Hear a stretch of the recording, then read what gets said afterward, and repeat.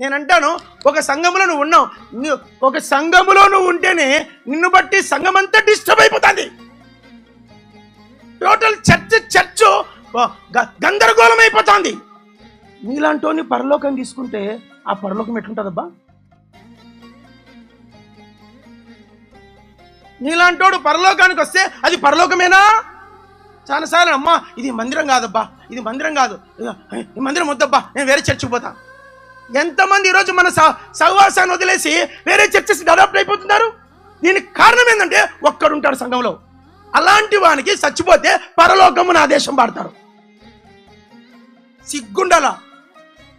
నీ హృదయం అంతా అతిశయమే ఉంది, నీ హృదయం అంతా గర్వమే ఉంది. నీకు పరలోక సిస్టమ్ నీ హృదయంలో ఉందా? Heavenly constitution you what? నీకు పరలోక సిస్టమే లేదు నీ హృదయంలో. నువ్వు చస్తే పరలోకం నా దేశం పాడకూడదు అంతే. కన్న బిడ్డ జారితేనే గవర్నమెంట్ తల్లిదండ్రులు 6 నెలలు జైల్లో పెట్టింది. ఈ లెక్కన నువ్వు దేవుని సంఘానికి హింసిస్తున్నావు, సంఘంతో ఆడుకుంటున్నావు. నువ్వు నీకు వెలపడి చీకట్లో డిఫరెంట్ రియాక్షన్ ఉంటుంది. నీకు ఒక అగ్నిగుండం మిస్ అవుతుందంటే బరబత్తలు చేసి కట్టేసి కాళ్ళు చేతులు కట్టి వెలపడి చీకట్లో యుగములు నువ్వు ఏడుస్తూ ఉంటావు, పండ్లు కొరుకుతూ ఉంటావు, ఏడుస్తూ ఉంటావు. మరో ఛాన్సే లేదు.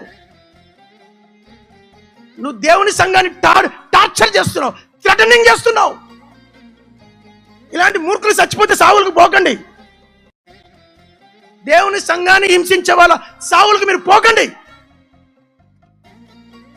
నువ్వు పరలోకం కాదు, నువ్వు వెలపడి చీకటికి పనికొస్తావు అంతే.